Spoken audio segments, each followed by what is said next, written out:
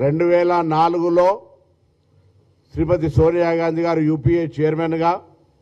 మన్మోహన్ సింగ్ గారు ప్రధానమంత్రిగా అధికారంలోకి మళ్ళీ వచ్చిన తర్వాత ఆనాడు ఉన్నటువంటి పరిస్థితుల్లో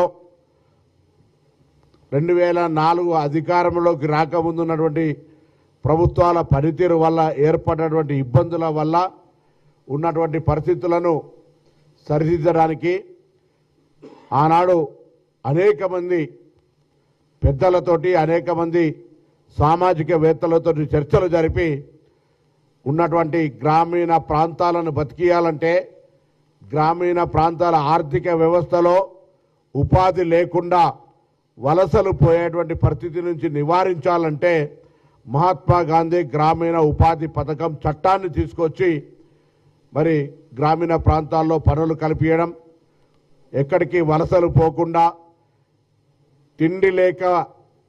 ఇబ్బంది పడి పస్తులు ఉండేటువంటి పరిస్థితి నుంచి కాపాడి మహాత్మా గాంధీ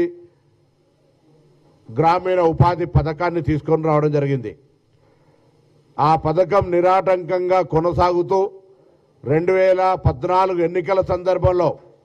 భారతీయ జనతా పార్టీ ఎన్నికల ఎజెండాలో ఇది గ్రామీణ ప్రాంతాలకే కాదు పట్టణ ప్రాంతాలకు కూడా విస్తరిస్తామని చెప్పి వాళ్ళ మేనిఫెస్టోలో పెట్టినారు. నిజంగా ఒకవేళ ఆ గ్రామీణ ప్రాంతాల నుంచి పట్టణ ప్రాంతాలకు కూడా విస్తరింపజేసి ఉంటే బాగుండే. కానీ దాన్ని మెల్లమెల్లగా స్లో పాయిజనింగ్ చేస్తూ కిల్ చేసే ప్రయత్నం చేస్తూనే ఇటీవల పూర్తిగా మహాత్మా గాంధీ గ్రామీణ ఉపాధి పథకంకు సంబంధించినటువంటి పథకం యొక్క ఆలోచన విధానం, ఏ నిరుపేదలకైతే ఉపాధి అవకాశాలు కల్పించాలనే సంకల్పంతో కాంగ్రెస్ పార్టీ ఈ చట్టాన్ని తీసుకొచ్చిందో దాన్ని నీరుగార్చే విధంగా కేంద్ర ప్రభుత్వం పూర్తిగా 100% బాధ్యత వహించి చేపట్టే ఈ కార్యక్రమంలో రాష్ట్రాల ఆర్థిక పరిస్థితి బాగాలేదని తెలిసినప్పటికీ 40%, 60% పేరు మీద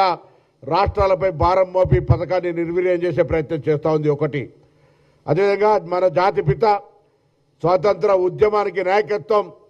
శాంతియుతంగానే సాధిస్తామని చెప్పినటువంటి మహాత్మా గాంధీ గారి పేరు మీద, మన దేశానికి జాతిపితగా గౌరవించుకునేటువంటి మహాత్మా గాంధీ గారి పేరును తొలగించి ఎలా మరి రామ్జీ అనే పేరు మీద పెట్టేటువంటి ఒక ప్రయత్నం చేస్తూ ఉన్నారు. కాంగ్రెస్ పార్టీకి సంబంధించి చరిత్రలో ఉన్నటువంటి నెహ్రూ గారిని, ఇందిరాగాంధీ గారిని, రాజీవ్ గాంధీ గారిని సహా ఆ పేర్లు పూర్తిగా ప్రస్తావించకుండా ఉండాలనే ప్రయత్నంలో భాగంగా వాటికి మాత్రమే పరిమితం కాకుండా ఇవాళ ఈ దేశ స్వాతంత్రం కోసం మరి పోరాడినటువంటి మహాత్మా గాంధీ గారి పేరును కూడా మలిపేసేటువంటి ఒక ప్రయత్నం జరుగుతూ ఉంది. అందుకే దేశవ్యాప్తంగా కాంగ్రెస్ పార్టీ అనేక నిరసనల కార్యక్రమాలు చెప్తా ఉంది.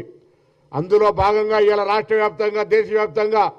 కాంగ్రెస్ ఆవిర్భావ దినోత్సవం రోజు ప్రతి గ్రామంలో గాంధీ గారి ఫోటోకు దండేసి గాంధీ గారి ఫోటోతో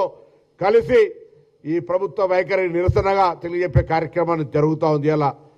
అన్ని గ్రామాల్లో ఈ కార్యక్రమాలు జరుగుతూ ఉన్నాయి. ఇదే సందర్భంలో కాంగ్రెస్ శ్రేణులకు కానీ నూతనంగా ఎన్నికైనటువంటి తెలంగాణ రాష్ట్ర సర్పంచులందరికీ విజ్ఞప్తి చేస్తూ ఉన్నాం, అధికారులకు కూడా విజ్ఞప్తి చేస్తూ ఉన్నాం సహకరించాలని. అన్ని గ్రామ సభల్లో మొదటి గ్రామ సభ పెట్టుకునే సందర్భంలో తప్పకుండా మహాత్మా గాంధీ గారి పేరును తొలగించడాన్ని తీవ్ర ఆక్షేపణగా పేర్కొంటూ ఆ తీర్మానం కాపీని రాష్ట్ర గ్రామీణాభివృద్ధికి, కేంద్ర గ్రామీణాభివృద్ధికి, ప్రధానమంత్రికి పంపు ఈ యొక్క మన నిరసనను మహాత్మా గాంధీ గారి పేరు తొలగించడం అనేటువంటి మాట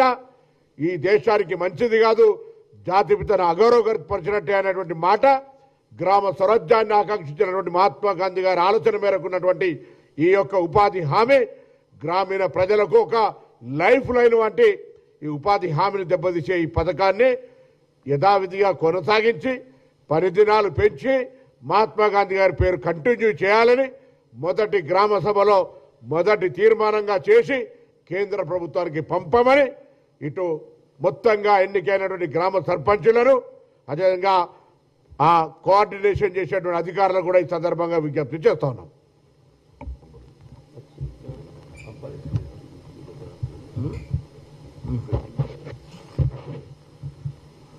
అందరికీ ఇప్పుడే సోదరుడు పొన్నం ప్రభాకర్ గారు చెప్పినట్టు ఈ తెలంగాణ ఫార్మేషన్ డే సందర్భమున కాంగ్రెస్ పార్టీ అనేకమైన ప్రజలకు ఉపయోగపడే